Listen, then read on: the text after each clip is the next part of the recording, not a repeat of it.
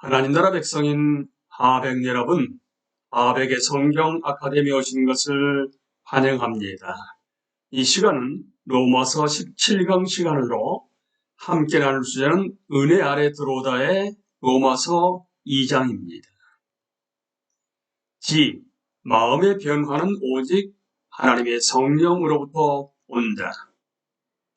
내가 율법을 행하면, 그러니까 지키면 할례가 유익하나 할례가 가치가 있으나 만일 율법을 범하면 내 할례는 무할례가, 그러니까 내가 마치 할례를 받지 않은 것처럼 되느니라.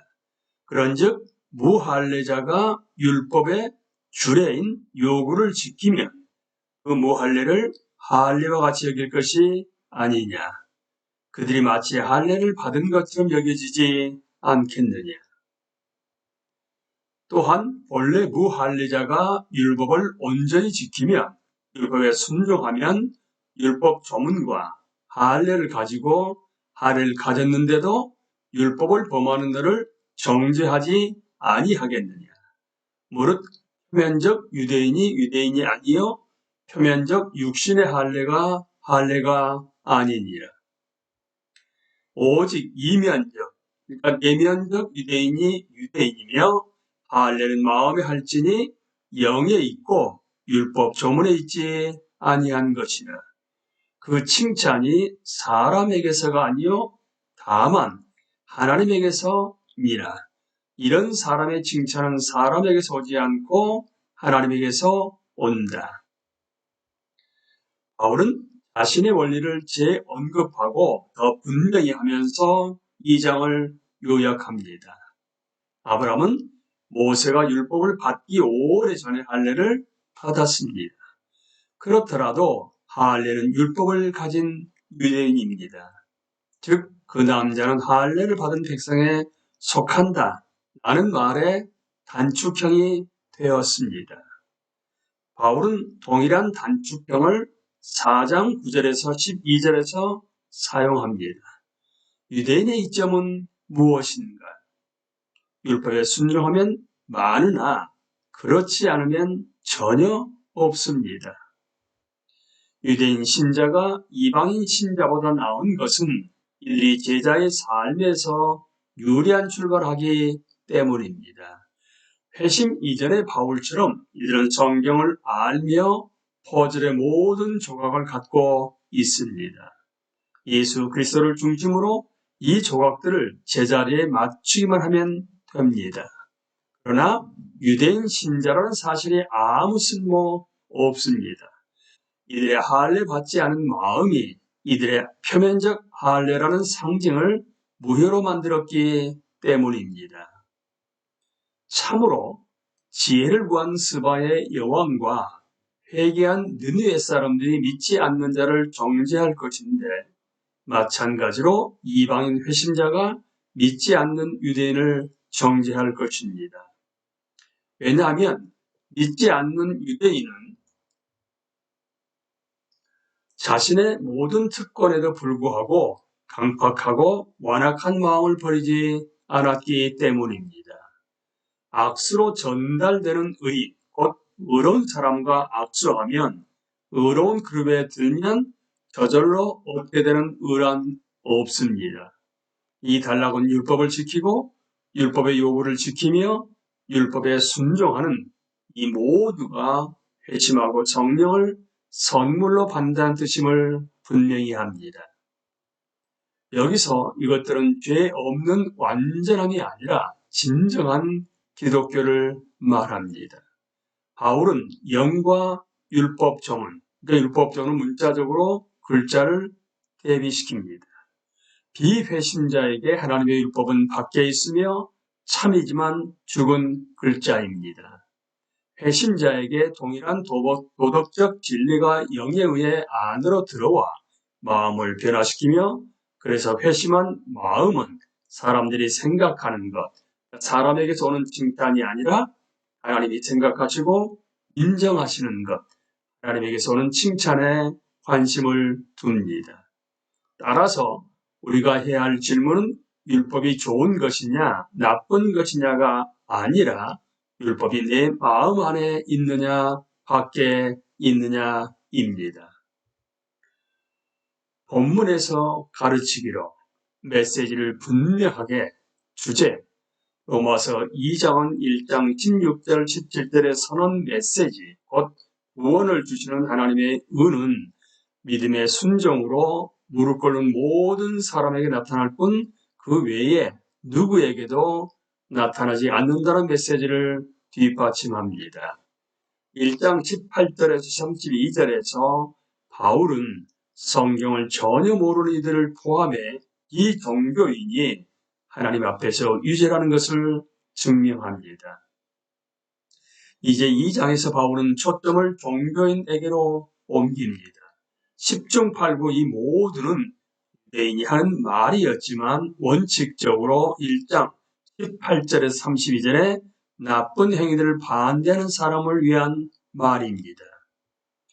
2장의 중심 주제는 진정한 회개와 믿음이 절대적으로 필요하다는 것입니다. 1절에서 5절에서 바울은 스스로 의롭다 여기는 사람은 스스로에게 정죄받으며 따라서 회개한다는 것을 증명합니다. 바울은 6절에서 11절에서 하나님의 은은 절대적 공정함을 포함하고 예외가 없음을 상세하게 설명함으로써 이를 뒷받침합니다. 모든 사람이 자신의 행위에 따라 심판받을 것입니다. 이 기준은 각 사람이 진짜 신자인지를 드러낼 것입니다. 따라서 1절로부터 11절의 핵심은 바로 이것입니다. 내가 악을 정확히 반대한다면 이것은 내게 회개와 믿음의 삶을 살아야 할 필요가 절실하다는 강한 암시입니다. 몇몇 측면에서 2장의 둘째 주요 단락은 동일한 내용을 반복하지만 모세율법을 구체적으로 언급합니다.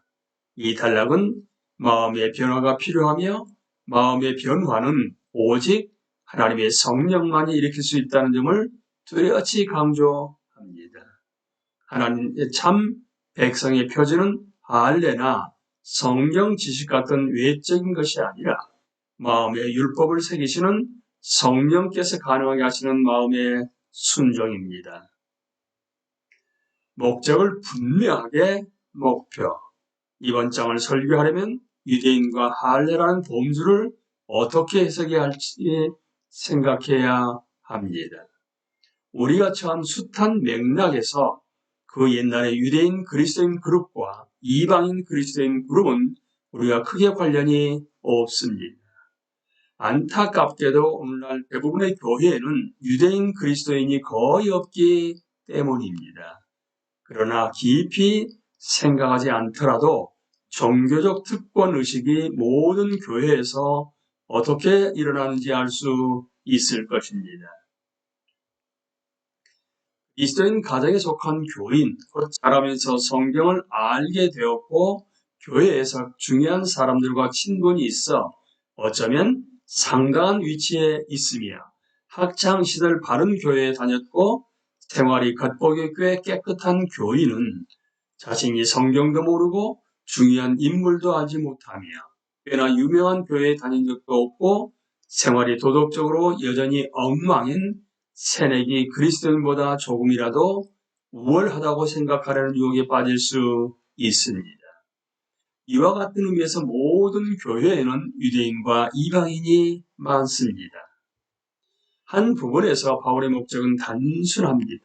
바울은 도덕적으로 반듯한 사람이 사용하려는 비상탈출구, 곧 오직 100% 빈손으로 공로 없이 거저받은 은혜로만 하나님과의 바른 관계에 이를 수 있다는 사실을 회피하기 위해 사용하려는 비상탈출구를 폐쇄하려 합니다. 이것은 인간의 자존심에 큰 흠집을 내기 때문에 모든 교회에서 은혜 회피하기가 장마디 잡초처럼 자라납니다. 바울은 아니란 거짓 확신의 기만적 매력을 알기에 이것이 위험한 가짜임을 폭로하려고 합니다. 그러므로 바울의 목적처럼 우리의 일반적 목표는 우리와 우리의 청중이 깊이 절실하게 실제적 회개로 옮겨가는 것이어야 합니다. 우리는 회개하지 않는 삶은 마지막 날에 쏟아질 진로의 빛을 쌓는 삶일 뿐이라는 것을 알아야 합니다. 12절에서 29절은 우리로 이것을 넘어서서 하나님의 영이 일으키시는 마음의 변화가 절실함을 깨닫고 이를 위해 부르짖게 합니다. 복음주의자들은 전통적으로 회심을 주장해 왔습니다. 이 단락은 이러한 주장을 강력히 뒷받침합니다. 우리는 이렇게도 물어야 합니다. 이 목적은 바울이 로마서를 쓴 전체 목적과 어떤 관련이 있는가? 로마서 2장은 어떻게 교회가 조화롭게 살도록 고치하는가? 스스로 의롭다고 생각하는 바리새인 같은 그리스도인들로 구성된 교회는 언제나 경쟁자들에 의해 쪼개질 것입니다.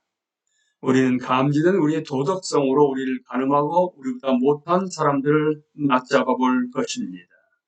교회의 모든 구성원이 날마다 회개하는 것이 교회 내 교화의 전제 조건입니다. 2장은 섬유적 교회에 어떻게 기여하는가?